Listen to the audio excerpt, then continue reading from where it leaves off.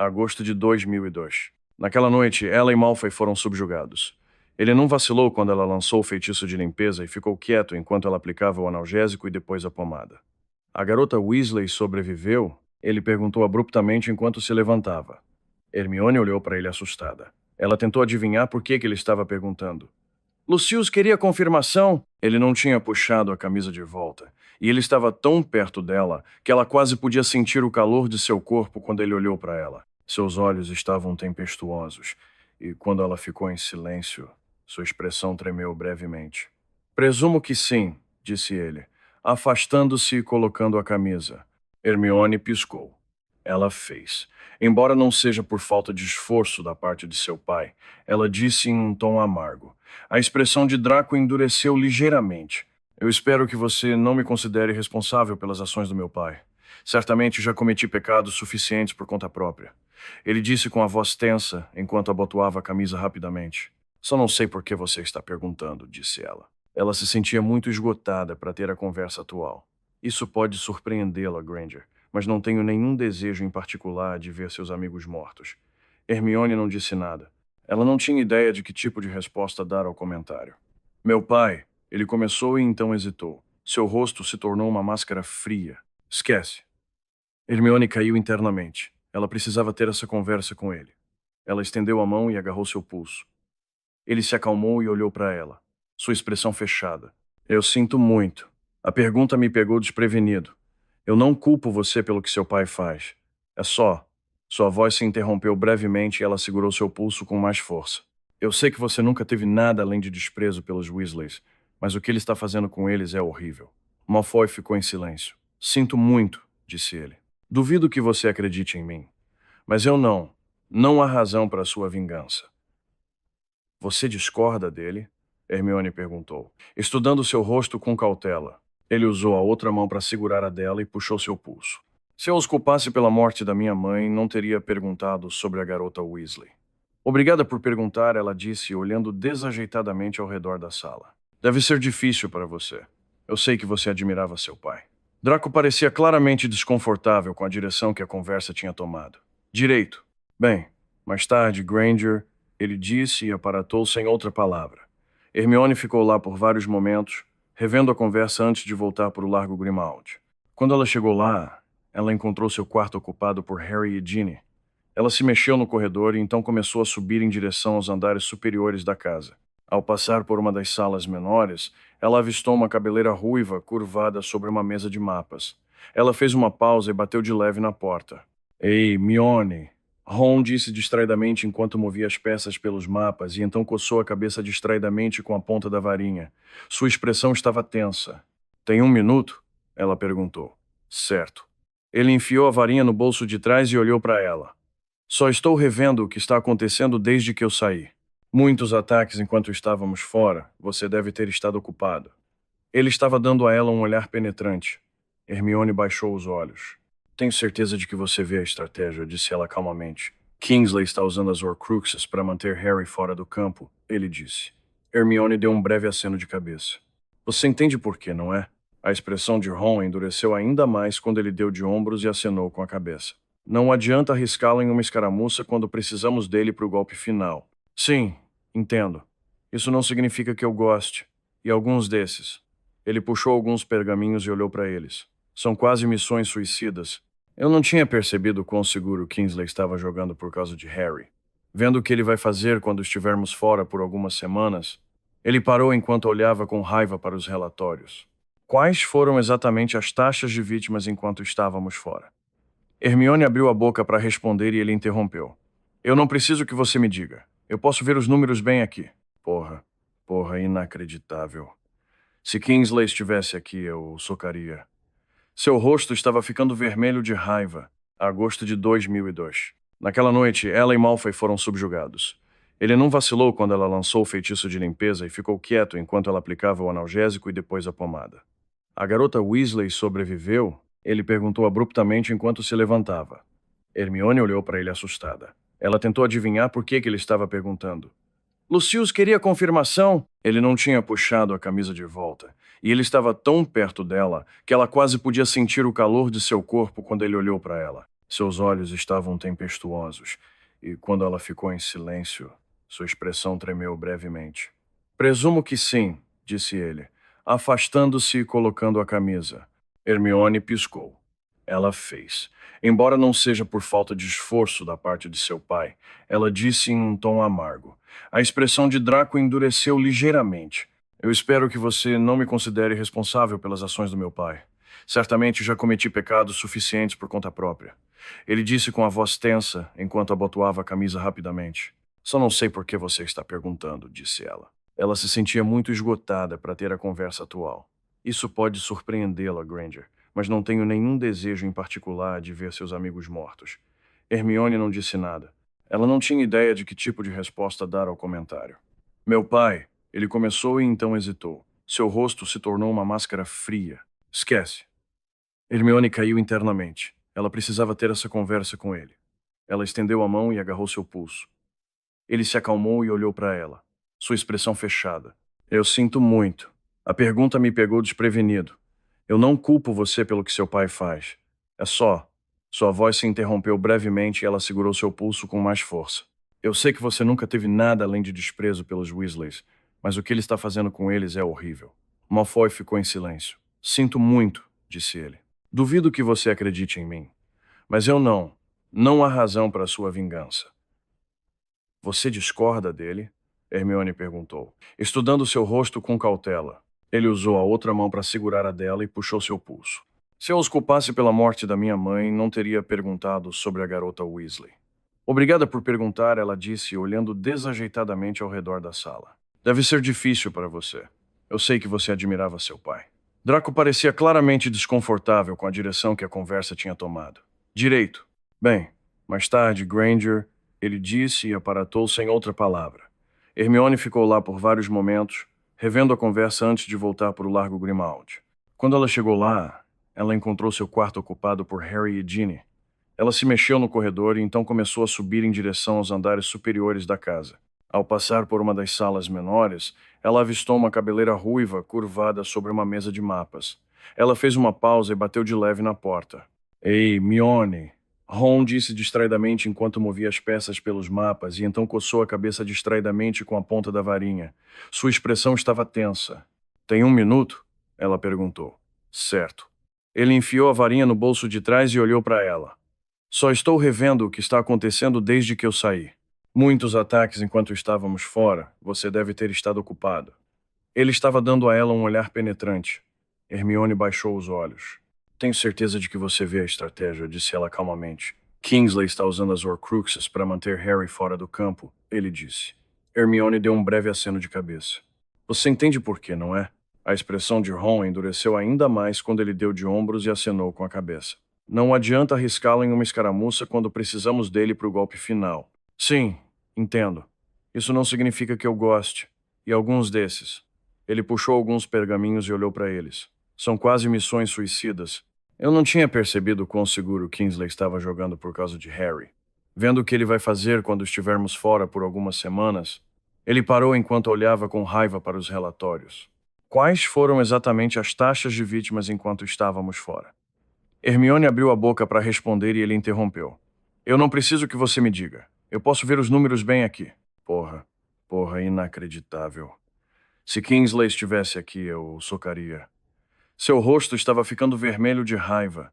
Ron, não podemos mais nos dar ao luxo de jogar pelo seguro, disse Hermione, seu estômago embrulhando-se enquanto pensava em todas as pessoas cujos olhos ela fechou durante as últimas semanas, a nova casa segura do hospício que ela ajudou Bill Ward. Eu não acho que você percebe como nossos recursos estão esgotados. Quantos anos você acha que o cofre de Harry pode alimentar um exército? A enfermaria do hospital está cheia de fumaça. A Europa está ficando trancada sob o controle de Tom. A única opção que nos resta é correr riscos. E não podemos arriscar Harry. Ron ficou em silêncio. Hermione podia ver os músculos de sua mandíbula trabalhando enquanto ele continuava apertando e soltando. Precisamos encontrar as Horcruxes, ele finalmente disse. Hermione soltou um suspiro baixo e profundo que ela estava segurando ansiosamente e acenou com a cabeça. Nós temos, ela disse. Tom e Harry são os pilares. Ideologicamente, os comensais da morte são muito diversos. É o poder de Tom que mantém o exército coeso. Se pudermos matá-lo permanentemente, deve haver lutas internas o suficiente para dar à resistência vantagem. Eu acho que essa é a vantagem das ilusões de imortalidade de Tom. Ele não está se preocupando em preparar um sucessor. Ron disse rigidamente enquanto examinava outro relatório de missão. Hermione podia ver sua assinatura na parte inferior, verificando os feridos, calculando as perdas em números organizados e impessoais. Embora eu não duvide que os Malfoys pensem que são os primeiros da fila agora que Bellatrix está morta. Psicopatas do caralho.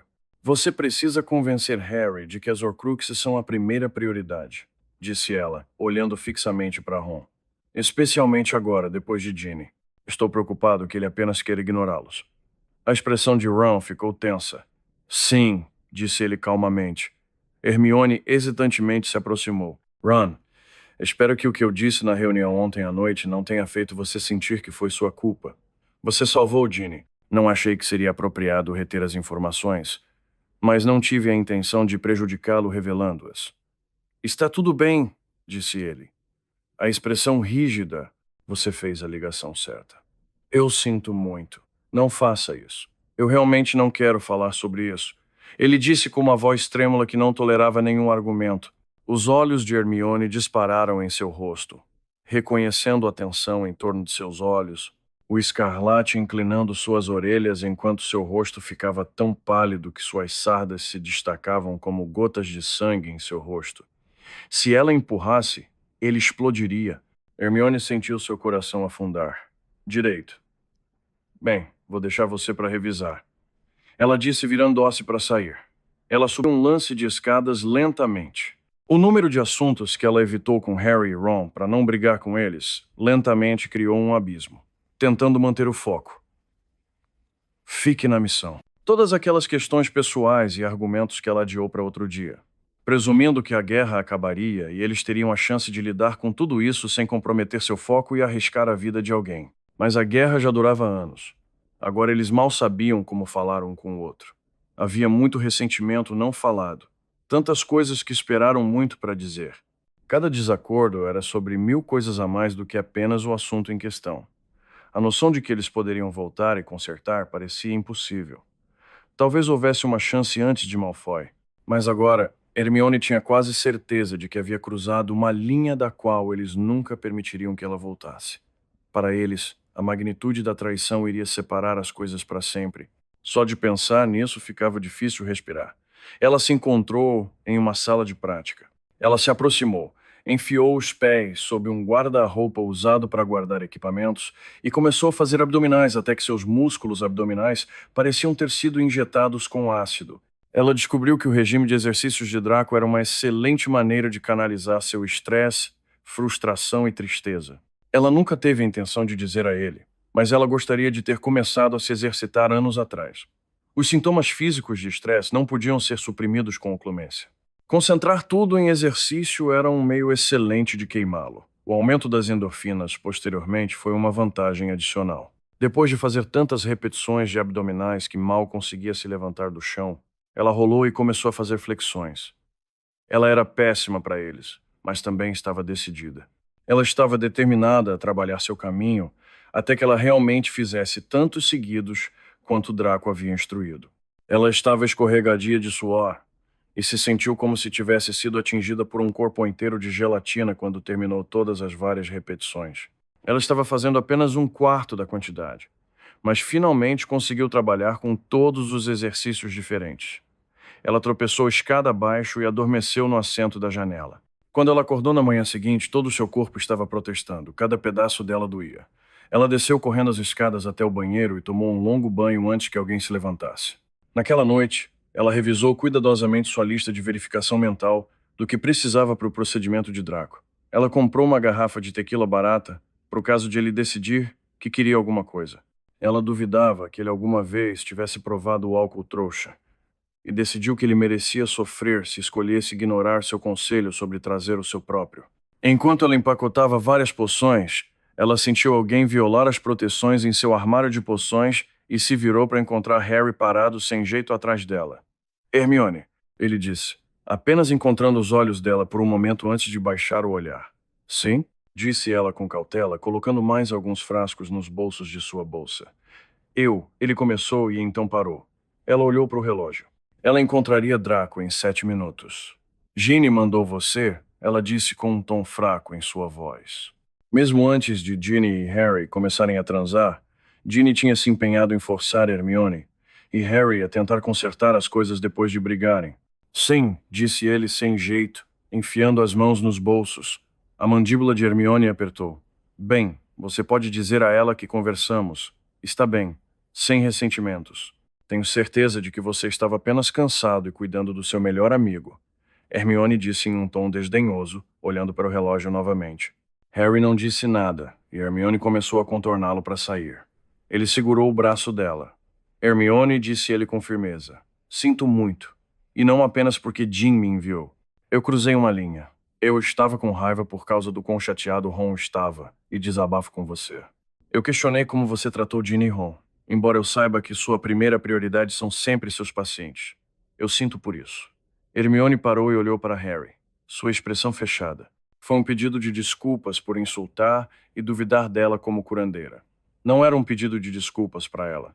Ele estudou o rosto dela por vários segundos. Você é um dos meus melhores amigos, acrescentou. Hermione sentiu algo desaparecer dentro dela. Como se ela carregasse uma chama em seu coração e ela tivesse se dissipado abruptamente e a deixado na escuridão. As palavras foram um segundo pensamento. Algo a dizer porque ele disse isso antes. Porque era uma coisa que ele deveria dizer a ela. Ela sentiu sua mandíbula tremer. Ela o encarou. Algo apareceu em seu rosto porque Harry deu um passo à frente abruptamente e a abraçou com força. Ela se agarrou a ele por um minuto. Desculpa. Eu realmente sinto muito. Ele falou ao lado de sua cabeça, sua voz abafada. Ela tentou se recompor. Ela não tinha tempo ou capacidade para emoções naquele momento. Ela cerrou os punhos e tremeu por um momento enquanto o abraçava de volta, antes de forçar suas paredes mentais de volta ao lugar. Não havia espaço para Harry dentro deles. Eu só estou cansado. Era certo você cuidar de Ron. Você estava certo. Eu não estava pensando nele quando mencionei o assunto. Ela se empurrou para fora dos braços de Harry. Você é um bom amigo para ele. Harry olhou para ela com cuidado. Eu sou um bom amigo para você? Ele perguntou. Hermione encontrou seus olhos. Ou melhor, ela disse em uma voz firme. Sempre meu melhor amigo. O rosto de Harry ficou aliviado. Ginny disse que quer testar seu rosto em um pub trouxa. Então alguns de nós vamos sair hoje à noite. Pomfrey disse que você não está no turno esta noite. Você quer vir? O coração de Hermione disparou por uma batida e depois afundou. Não posso, disse ela. Eu prometi a uma das casas de cuidados paliativos que viria hoje à noite para exames e inventário. Já estou atrasado. Oh, tudo bem. Só queria perguntar a Harry. Divirta-se. Harry acenou com a cabeça. Vou avisar, Jim. Ela acenou com a cabeça e o observou se afastar. Quando ele saiu, ela fechou a porta do armário de poções e ficou parada por um minuto tentando controlar tudo. Ela soltou várias baforadas agudas pelo nariz e em seguida chutou o rodapé até que a dor nos dedos dos pés aumentou. Ela não conseguia chorar. Ela teve que realizar um procedimento de cura complexo. Não havia espaço em sua cabeça para emoções. Ela não teve tempo de chorar por Harry. Ela apertou os lábios em uma linha dura e tentou recentrar. Depois de um minuto, ela conseguiu empurrar o redemoinho para baixo, sufocando no fundo de sua mente. Ela esperou até que sua respiração estivesse uniforme. Então ela saiu de Grimmauld Place, sorrindo e acenando rapidamente para todos que estavam indo para Londres. Ela estava 4 minutos atrasada quando entrou na cabana. Draco apareceu um minuto depois. Ele olhou para ela. Eu quase pensei que você estava me levantando. Ele disse ironicamente. Alguém queria conversar. Eu não tive uma desculpa para sair correndo. Ela disse enquanto conjurava uma pequena mesa e começava a tirar suprimentos de sua bolsa. Malfoy a observou trabalhar em silêncio por um minuto. Você é um hospital ambulante, disse ele. Eu tenho que ser. Ela arrumou tudo na ordem em que precisava e então chamou uma das cadeiras. Será mais fácil para você testar a destreza em uma cadeira do que em uma mesa médica, disse ela. Você deve remover sua camisa completamente. Ele começou a desabotoar enquanto Hermione arrumava seus suprimentos e corria os olhos sobre eles cuidadosamente uma última vez. Existem 2 maneiras de curar incisões tão profundas quanto as suas, ela disse, olhando para ele. Sem dor, mas a formação de cicatrizes no tecido muscular pode resultar em limitações de longo prazo à mobilidade dos ombros.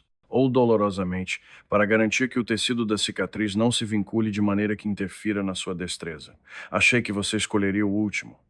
Ele assentiu, observando-a com atenção. Posso usar feitiços de alívio da dor nas incisões que não estou curando, mas não posso usar nenhuma poção que reduza suas sensações ou você não será capaz de me dizer se o tecido da cicatriz está se formando corretamente. Isto vai doer. Estou ciente, disse ele em uma voz dura. Hermione pegou a tequila e colocou sobre a mesa.